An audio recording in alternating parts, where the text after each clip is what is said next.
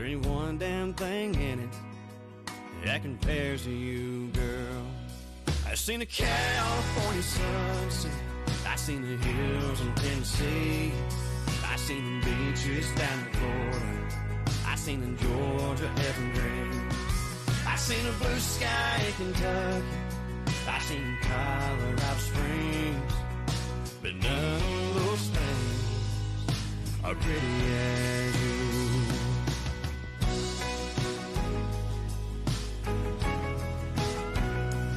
Girl, I can't stand it. Let's move this upstairs. Let me take these two hands, run them through your hair. All these things I wanna do are running through my head. Leave your dress in the hall, rip the sheets off the bed. I seen the California sunset, I seen the hills in Tennessee, I seen the beaches down in Florida, I seen in Georgia evergreen, I seen the blue sky in Kentucky, I seen Colorado Springs, but none of those things are pretty as you. No, they ain't, baby.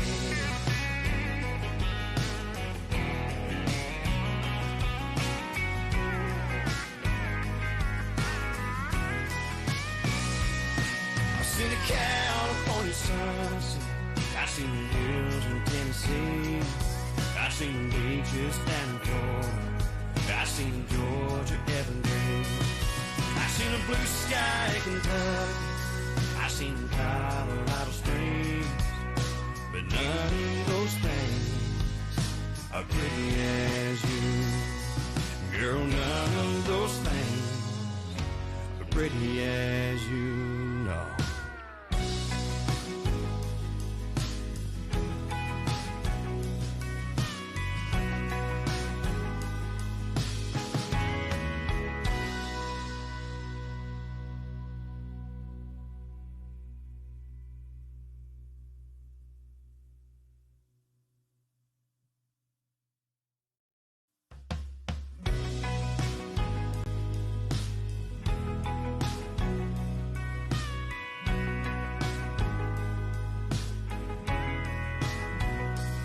Baby, let your hair down and let's stay on the couch. Put your head on my chest and don't make a sound. We can turn off the phone, forget about the world, 'cause there ain't one damn thing in it that compares to you, girl.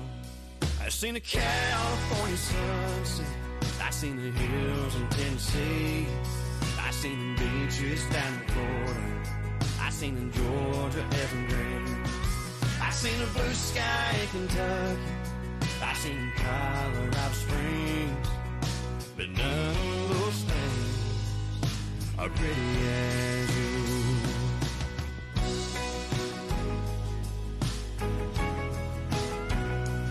Girl, I can't stand it. Let's move this upstairs. Let me take these two hands, run them through your hair. All these things I wanna do are running through my head. Leave your dress in the hall, rip the sheets off the bed.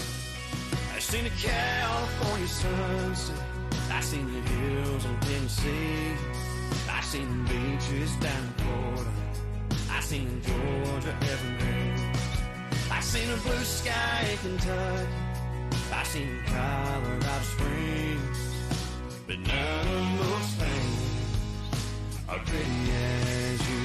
No, they ain't, baby.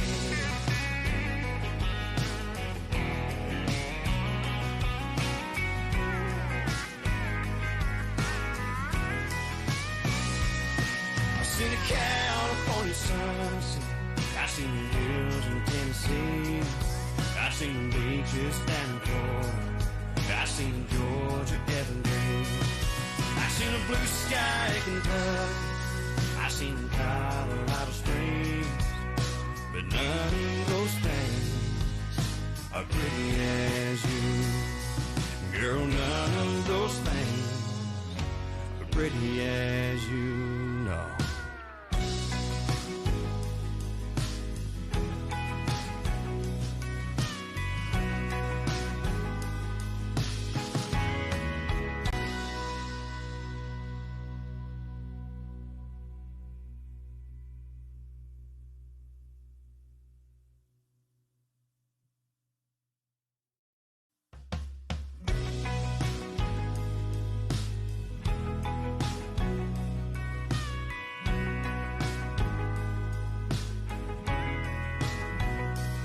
Baby, let your hair down and let's stay on the couch. Put your head on my chest and don't make a sound. We can turn off the phone, forget about the world, 'cause there ain't one damn thing in it that compares to you, girl.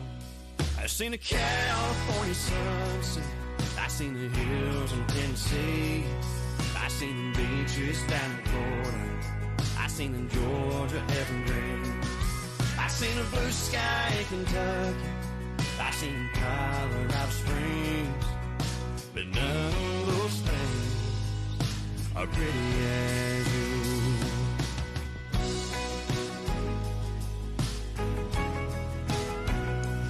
Girl, I can't stand it. Let's move this upstairs. Let me take these two hands and run them through your hair. All these things I wanna do are running through my head. Leave your dress in the hall, rip the sheets off the bed. I seen the California sunset, I seen the hills in Tennessee, I seen the beaches down in Florida, I seen the Georgia evergreens, I seen the blue sky in Kentucky, I seen Colorado Springs, but none of those things are pretty as you. No, they ain't, baby.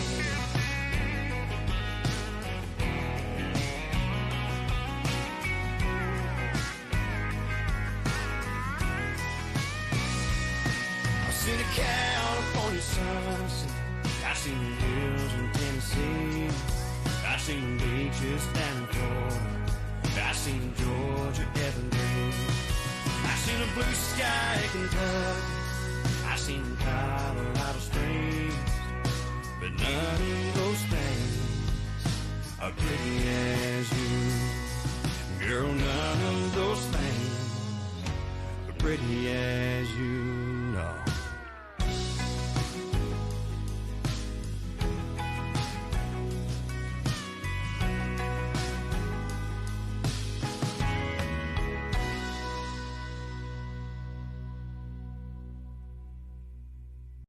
I'm ready. You tell me when. We're live. All right. Good morning. Hello, everybody. Welcome to the FretJob. We are a live podcast where we dig into the bones of the guitar world, and our discussions touch on pretty much anything with strings. The FretJob is broadcasted live from Frizzell Guitar at 228 Jane Trail, Danville, Kentucky. Kentucky's premier guitar store, full-service luthier shop, and the home of Frizzell custom-built guitars, handmade by master luthier and owner Brandon Edwards. It is time for me to introduce you to my co-host.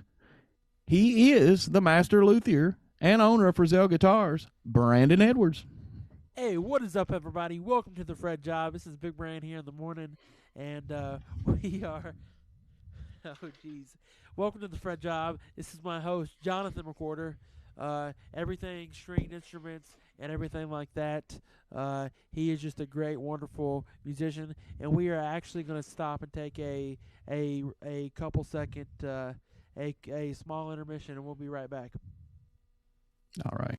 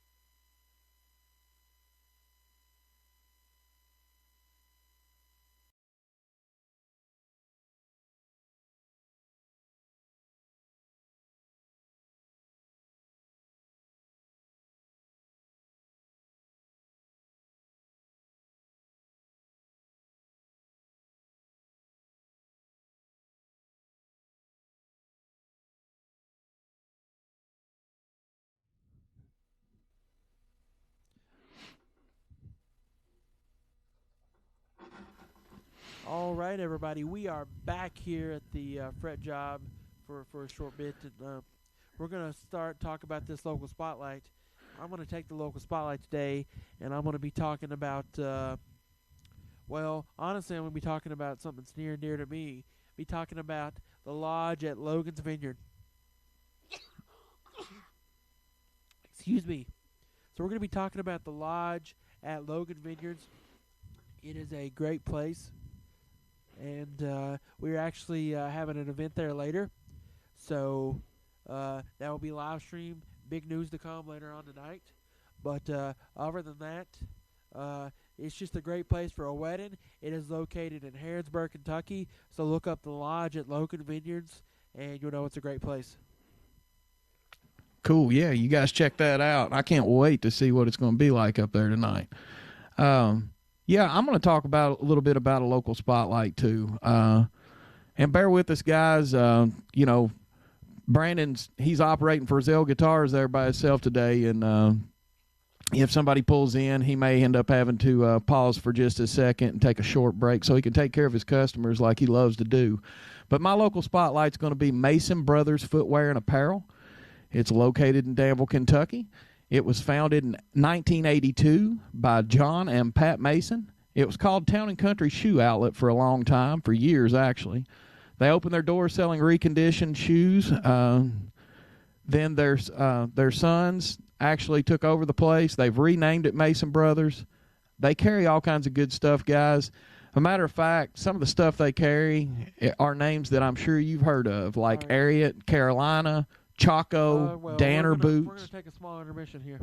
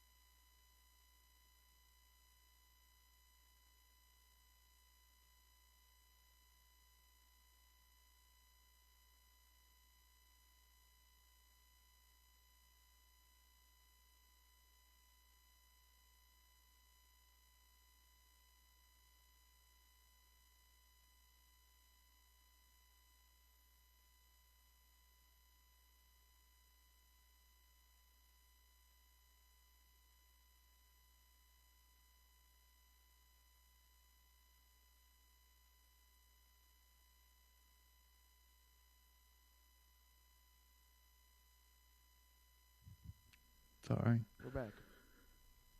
All right, guys. Sorry about that. Like I said, Brandon's running that store. When people walk in, he loves taking care of his customers, and he's going to have to do that from time to time. But we are back here on the FretJob, and I was talking about Mason's Brothers Footwear and Apparel. We're talking about our local spotlight here. We love supporting local businesses. Mason Brothers, like I said, it's an apparel and footwear store. They're located at 1585 Houstonville Road, Danville, Kentucky. It's a great place, guys. Go check them out. They've got all the cool brands that I like, brands that I think a lot of you all probably like too. They've got Ariat, Carolina, Brooks shoes, Chaco, Danner boots, Hey Dudes. I've been hearing a lot about Hey Dudes here lately. My wife loves those things. So, guys, go check them out. They've got steel toe boots for workwear and stuff like that too. Support your local businesses, guys. And I'm going to let Brandon take off. Our next phase of our show is going to be the product spotlights. And Brandon, why don't you go ahead and talk about your product spotlight? Once again, apologize that we have to come in. People come in. Some people just rush in the door. And I don't want you guys to hear it. And I don't want to leave Jonathan by himself in here. So we just respectively put Be Right Back. And therefore, it just covers me, covers everything. But I do appreciate everybody that does send in and watch. It does that does watch it live. But we're going to be talking about Dunlop 65 series cleaner. And so they make a lot of good guitar cleaner. We have some in stock here, Dunlop 65. It's good stuff, guys. I've used it before, and I love it. Yeah, it's great stuff. And don't forget, Brandon does have that polish there in the store, so go check that out. And we're for a bottle, a small bottle. Can't beat it, man. It'll last forever too. I've had a bottle of it. It lasted me for a long time, guys. I'm going to tie my spotlight to Brandon's because I really like this 65 series Dunlop products. And Brandon, he covered the polish. And another one I'm going to cover is another one out of that same series. I'm going to show you a bottle of it here. Yeah, he's and this right that, here. So go ahead and talk about that for a minute. Yeah, I'll take care of it. So this Dunlop 65 Ultimate Lemon Oil, it comes in a 1 ounce bottle. This stuff it's basically fretboard oil. You can use this on your bridge. You can use this on your fretboard.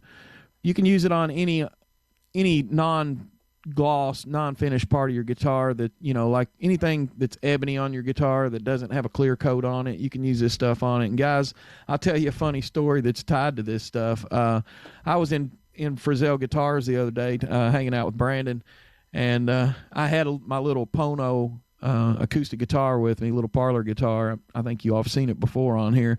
But when I got there, Brandon was checking it out and playing it, and he looked over at me and he said, "Will you do me a favor?" He said, "When you go home, will you lemon oil this bridge?"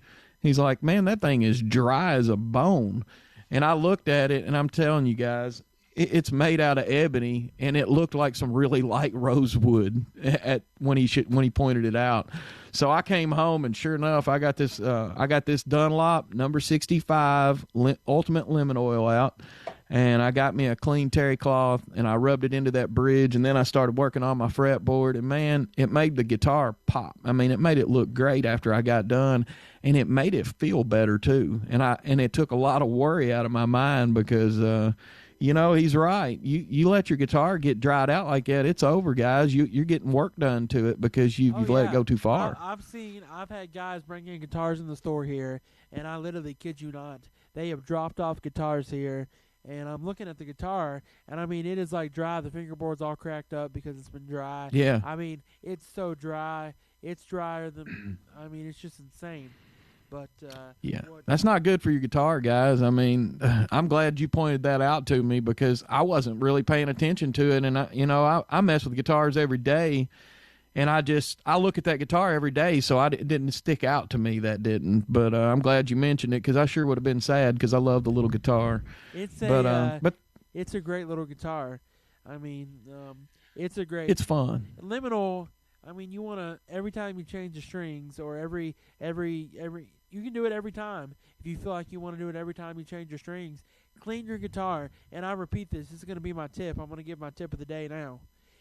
Okay. Because we're talking about this and it kind of ties in, is you want to take care of your guitar just like your car, and it will take care of you. You take care of it, it will 120, 100%, 130% take care of you if you take care of it. Yeah. I always, store my guitars in a case. I use humidification. Years are going to be like, "Why you tell me this? You don't want me to take care of it, so you get more of my money." No, I want to see you take care. Is because the thing is I'll work on your guitar all day, every day. I don't mind to, but I want to see you taking care of it too. That way, so you see less trips to me. Just because it makes your job easier because, even when people do take care of their guitar, a guitar, if you're going to keep it a lifetime, it requires some maintenance whether or not you take good care of it or not. So they're still going to be coming to see you, but it'll make your job easier, and it'll just make their playing career better because they're always money wallet. And I say this is because I know people. I've been in those shoes. Sometimes I still am. Sometimes we live paycheck to paycheck. Sometimes we don't always have the money to put into our hobbies or whatever. Or sometimes we have kids and the stuff goes to kids. And that's just like, I get it. So, I mean, less trips. And I just like to see when a guitar is taken care, or, take care of it, because it will last longer. Yeah, they come in there and buy strings and put on their healthy guitar. I mean, here's the deal. I mean, you can still take care of it, and things are going to come up. That's not. Yeah. Everything. If anything you use requires maintenance. If you use it every day, it's going to require some kind of maintenance. So a guitar is no different. So we're going to be talking about the next set of the next products. We're not product spotlight, but I guess we're going to go into our main topic. Yeah. So our main topic for today is going to be famous guitars. Yeah, so famous guitars is going to be our main topic for today. And if you've seen in our thumbnail we posted, I got a picture of Prince in there and then Jason Aldean.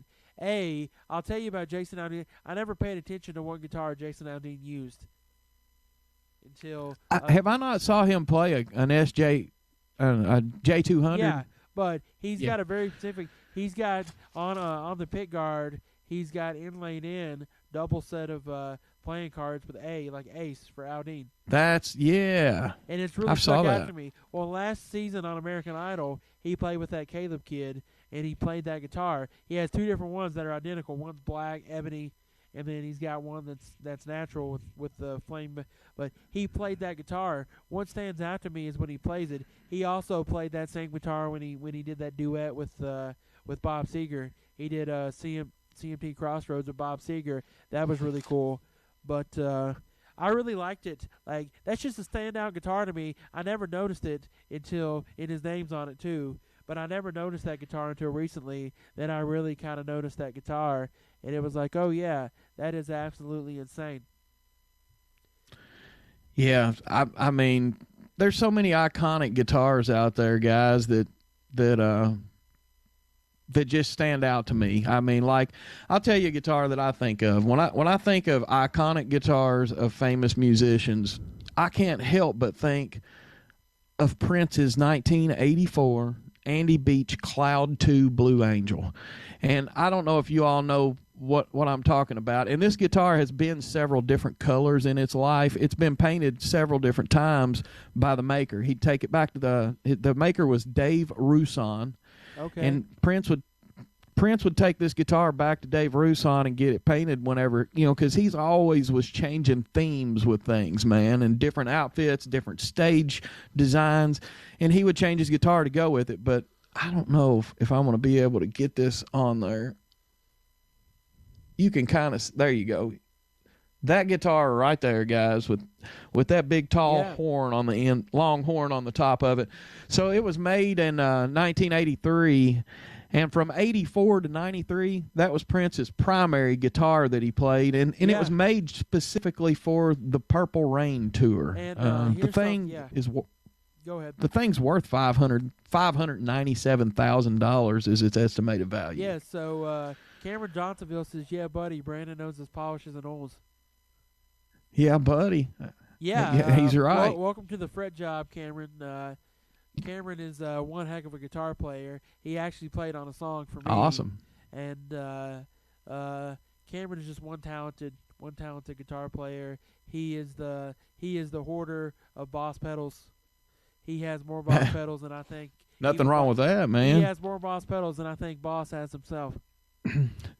Can't have too many, man. Yeah, but speaking of famous guitars, and I'm going to ask you this, and you comment when you can, Cameron, because I know you're a big ESP LTD guy. What's a famous ESP guitar you can point out that an artist plays that you can mention? Because I'm not familiar with ESP guitars, but you are. So I figured we'd throw something like that in to get the audience response. But Cameron, correct me if I'm wrong, Cameron, because I'm wrong quite often. But Kirk Hammett, did he not play an Does he not play an ESP or used to? So no. We'll let the audience. I'm thinking I've saw one, maybe years ago, flipping through some catalogs or something that was a signature series of his. Yeah, so, but yeah, sure. ESP's a good guitar. Yeah, I mean they're great. They're made in California, Japanese. But so we're gonna talk. He's talking about his famous guitar. What we're talking about, another one that stands out to me, and I want to name some pretty common ones everybody knows. But I want to talk about like Jason Aldean and his guitar and how iconic. Just seeing that guitar and hearing how it sounds is just killer. Another guitar that I want to bring to spotlight, sort of, is I want to talk about Brooks and Dunn. I want to talk about Ronnie Dunn and his Telecaster. I love Brooks and Dunn, man. Ronnie Dunn has that Nashville Tele that's custom to him. It's got the custom Tele that's custom to him. It's got those two pickups. But it's different than a normal Nashville Tele. It's got two Strat pickups in it, and then of course the normal Telly bridge. But that guitar is just so iconic, and for a long time I still do. I want a copy of that guitar because I love Ronnie Dunn, and that guitar is beautiful. It's if I'm not mistaken, it's a dual binding Telecaster that's black, white binding, and then it's got a flame maple neck with a flame maple fingerboard, figured fingerboard. That'd be a good project. That'd be a good project for you, Brandon. I already did that once with the custom inlay. I had a guitar once, but it was a good project for me. I'll definitely say I'll probably make something like that in the future. But that guitar has just always stuck out. I mean, I'm a huge Brooks and Dunn fan. I've got Brooks and Dunn. I am too, man. Wall. Yeah, I got their autograph.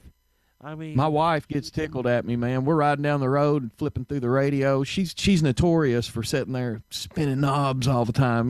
I can't get her to stay on a station for 2 seconds. So when she's going through there and I hear just a split second of like Neon Moon or something, I'm like, hey, stop. And she always makes fun of me over that, man. But I love that tune, man. I'm always listening to it. I like the Boot Scoot Boogie. Oh, yeah.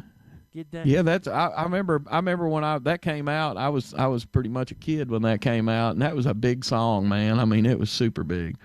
He's telling his age I tell you what, we can't, it just can't happen. We cannot talk about famous musicians' guitars without at least talking about one of Jimi's guitars. A Jimi Hendrix 1964 Sunburst Stratocaster. That's a classic guitar that Jimi played, and I want to tell you a little story about it. It wasn't owned very long by Jimi Hendrix, which you all know he had a short-lived career, short-lived life. Yeah, and sure. he owned this guitar between 67 and 68. It looks like one of these Fender relics in the pictures. Does it really? Yeah, it's got the rub marks all on it and stuff. But anyway, he had a brother. Jimmy's got a brother. His name was Leon Hendrix. And one time when Jimi came back home to Seattle with his band for the first time in 68, the family met him at the airport. His brother did. The same night he played at Center Arena there in Seattle. And he asked his brother, he said, Leon, are you still going to get a band together? And Leon says he had forgotten that he told Jimi that he was thinking about it over the phone, and he was kind of shy about it. Jimi Hendrix is your brother, man. You're going to be shy around him. Even though he's your brother, he's still Jimi Hendrix. But anyhow, Jimi had at least 3 guitars that were ready to go on the stage. One of them he was warming up on, and there was another one in an open case on the floor. And he asked Leon if he had a guitar, and Leon said no. And he said, take that one over there. And he pointed at this Sunburst Strat laying in the case. Take that one with you. And Leon said it was funny at the time, he almost didn't take it. He was just kind of taken back by it. And he even said, he said, I'm quoting him, he said, I don't know, man, or something like that, he said. And Jimi said, go ahead and take it. He said, you don't have to learn to play right now if you don't want to, but I want you to have it. Man, that guitar today's estimated value is $456,800. Whoa. Okay. Good job, Leon. So we're talking about famous people here and their guitars. I mean, Another one that comes to mind that buys a lot of famous guitars, Joe Bonamassa. He has a vintage collection that's out of this world, and it's like always iconic to me to see and talk about is all the guitars he's bought. And I'm going to touch on another famous person's guitar here. That really near and dear to my heart that I love. I want to talk about BB King, Lucille. Oh, Lucille, man. Goodness. I mean, Lucille is so smooth, man. Oh, yes. Lucille was very smooth. And BB was just, man, I just love it. I love how he always would stop playing when he sang. He had that classic thing about him, man, and you're sitting there anticipating when he's going to start picking again. Yes, I mean all the Kings, Albert King, yeah, man. I mean that's how Stevie Ray Vaughan, that's what developed Stevie into what he was spending time around Albert King and those guys. Oh, he was in that music scene down there. We'll touch here on Jimi Hendrix. I mean not Jimi Hendrix, but Stevie Ray Vaughan. I mean, Stevie Ray Vaughan had that had that Sunburst Stratocaster. I mean, that was so iconic that had SRV on it. I mean, everybody wants one of those guitars. Yeah, I'm sorry about the dogs, guys. I know y'all can hear my dogs barking in the background. Yeah, as far I actually, I think I had some. I think I had written down some stuff about a Stevie guitar, and I don't think it's the one that most people think of. Is it his white one? No, it's actually a natural colored one. I know he played a Sunburst one. You know, And the he one played a like white one pretty famously too. he did, and the one that Fender sells as a signature series is a Sunburst one. But the one that I'm talking about, and I'm going to try to show you all a picture of it if I can. It's kind of hard to get it, but right there, it's a natural one, and it's still got the best, SRV but I on. mean, people get the point. Yeah, it's hard to see it, man. But anyway, it's a natural colored guitar, and it's actually what it is it's his circa 1965 composite Fender Stratocaster. See, he owned this guitar until his death in 1990. The composite electric guitar has a replaced neck that wasn't made by Fender. The guitar sported Vaughan's signature sticker spelling SRV, which are his initials, and that was trademark for his guitar. He called this Fender Lenny after his first wife. Okay. And she organized a group of Vaughan's friends to purchase the guitar for his birthday after he saw the Fender in a pawn shop but could not afford it. So if imagine that, you know, Stevie saw a guitar just like we do all the time when we're in shops and stuff and looking online and in books and stuff. We see this guitar that's like one of those dream guitars, and it's out of our reach. Well, that was true for Stevie Ray Vaughan at that moment. So, but that guitar is iconic, man. It's like $900,000 guitar now, but I would love to have one of Stevie's. Oh yeah, for sure. So something else I was going to bring up or mention. You're talking about Stevie Ray and another artist. I know people are wondering when we're gonna mention this one, Slash. Okay. It's common. Yeah. Everybody knows he plays with a Les Paul. For the beginning of his career, he actually played a Les Paul that was not made by Gibson. It was a Les Paul made by somebody else, but it was identical. Well, really? Yeah. So Slash had this guy make guitars. So finally, Gibson ended up letting this guy make Les Pauls for Slash, put the Gibson logo, everything in it, just because. Wow, so this guy had a that is license awesome. to buy Gibson, or had some kind of agreement that he could make these guitars for Slash. I'm sure now Gibson makes guitars for Slash and blah, blah, blah, blah, but that's just the thing. Yeah. I've got another one here, and you can't hardly talk about signature guitars and iconic guitars without talking about a Takamine. And there are Takaminis out there that are iconic, especially in country music. And this one here is at the top of that iconic Takamine list, I would say, and it is the Garth Brooks Gb7C. This is a guitar you can still go out here and find today pretty easily. Actually, I just picked on one the other day a little bit. So the guitar is rosewood. I believe it is spruce and rosewood. It is. No, actually, I'm sorry. The top is cedar on this guitar. It's a solid cedar top. Yeah, I was wrong about that. Solid cedar top, solid rosewood back and sides, got a mahogany neck.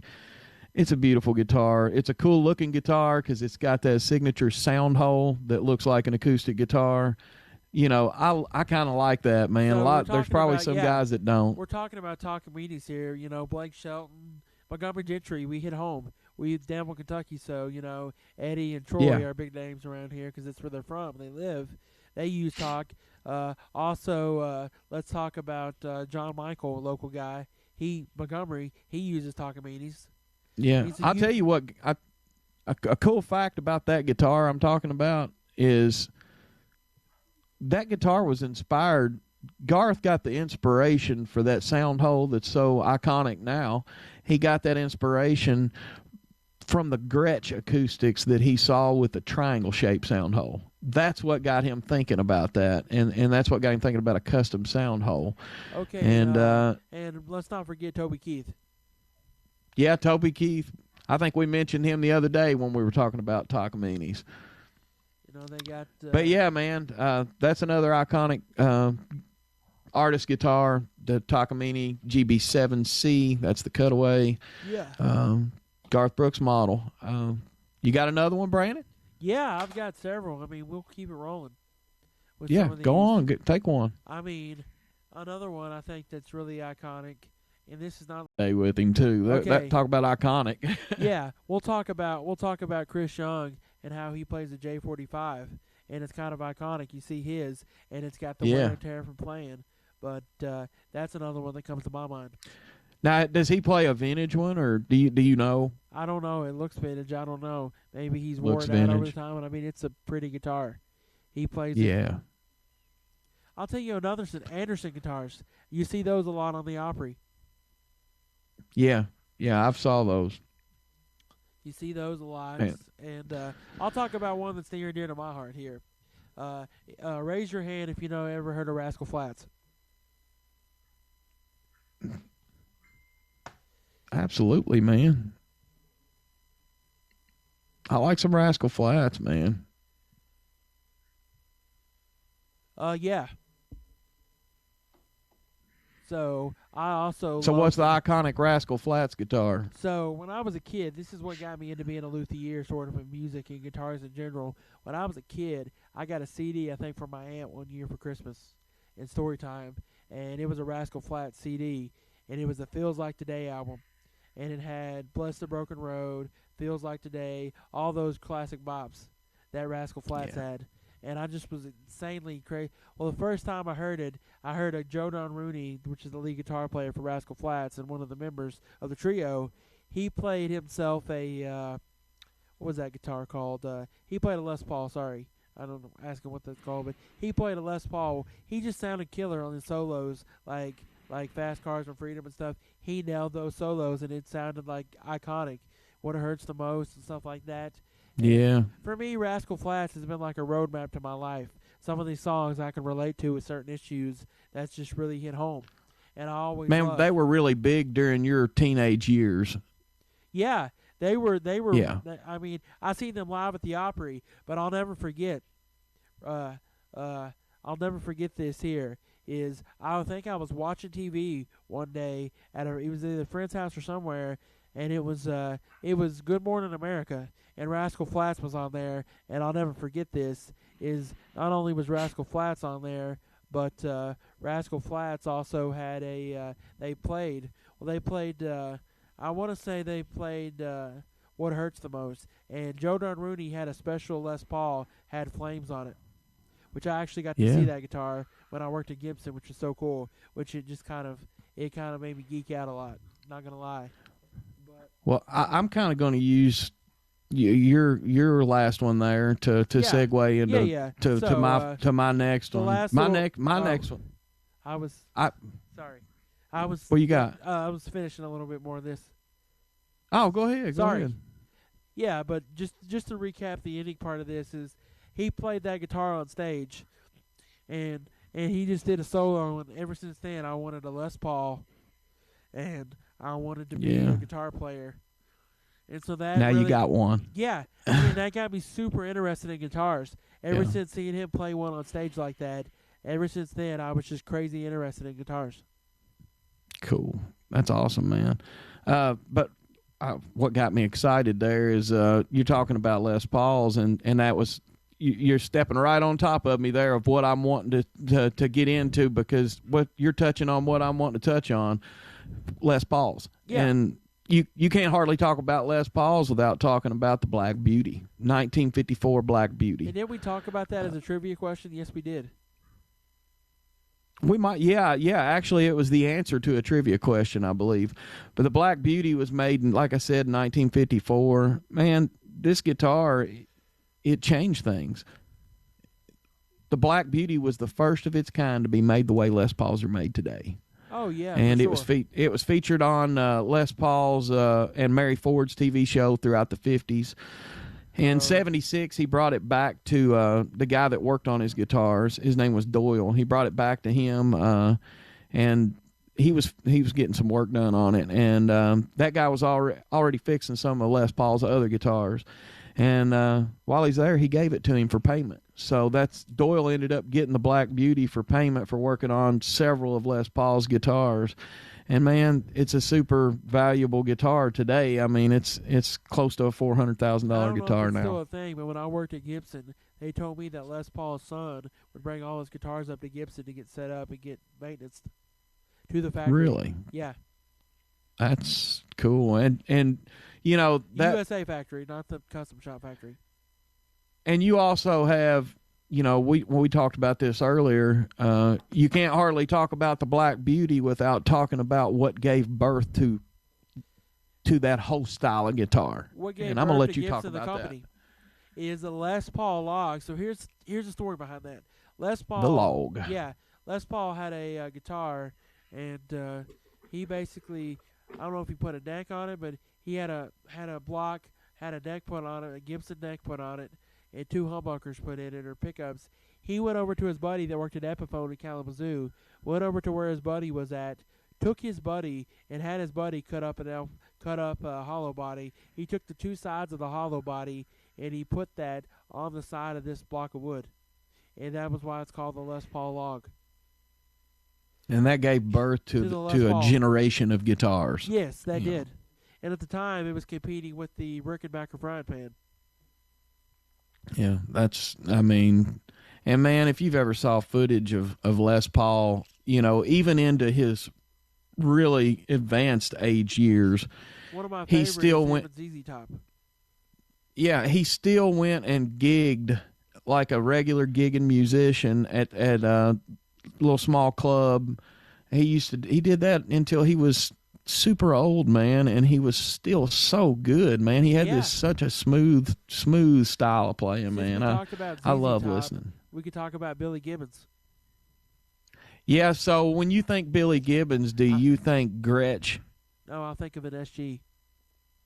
Yeah, do you know what I mean when I say do you think Gretsch? You saw that that little weird-looking signature guitar he had from Gretsch always stood out to me. Okay, when I think of players that play SG, of course, I think of Angus Young. Yeah. And then, very much, of course, I also think of Billy Gibbons. Billy? Yeah. Man, there's nobody cooler than Billy Gibbons. He's like the coolest guy that I've ever seen in my life. And he's got the coolest beard. He's got the coolest voice. Man, he's just freaking cool. I mean, there was this cool episode of, you remember that Daryl's House show that used to be? That's where I was talking about the SG, getting the idea from the SG from. It had that real curvy body on it. Oh, yeah, gorgeous, man. And that episode was just awesome, man. And welcome, Jonathan, to the Fret Job. How's it going, Mr. Bryant? Yeah, so we're talking about famous artist guitars. So, I'll tell you. So we're talking about crazy artist guitars. So somebody one time we were having a discussion about artist guitars, and somebody actually wanted a Pee Wee Herman guitar. So we're talking. Everybody's having. This guy's serious. We're all talking about guitars. Like, yeah, one of Les Paul. Yeah, this guy's like, yeah, I'd like to have a nice Jackson guitar. And I'm like, okay, this is great. This is awesome. He's like, okay, and I'm like, one guy's like, well, I'd like a Telly, like Brad Paisley, you know, something like that.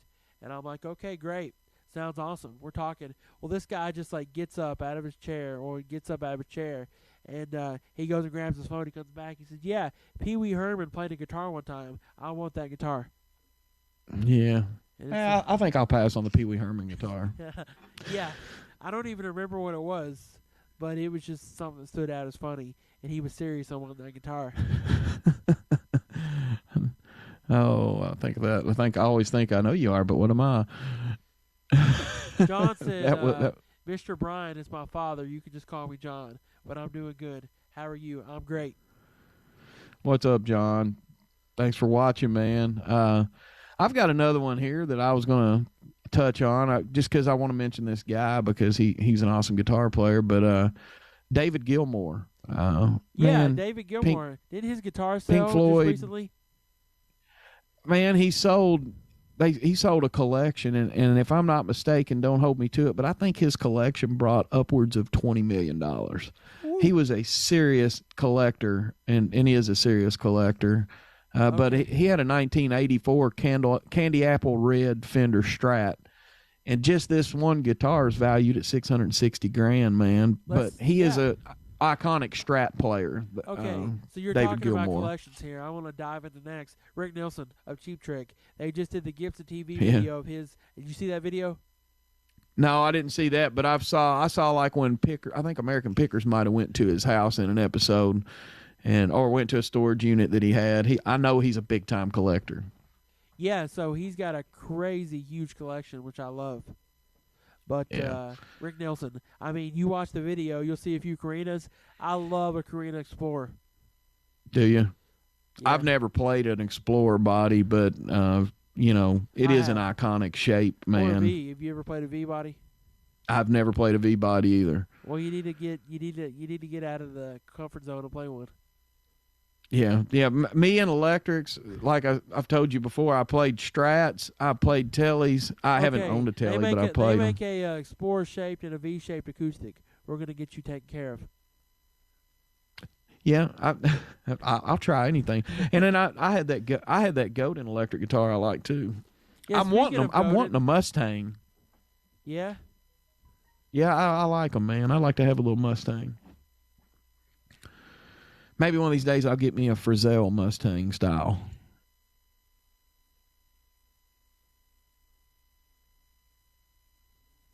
Yeah. So I'll make you a Frizzell Mustang style guitar. Yeah, guys, don't forget, man. This guy builds awesome guitars. So you need to go in there and check the place out.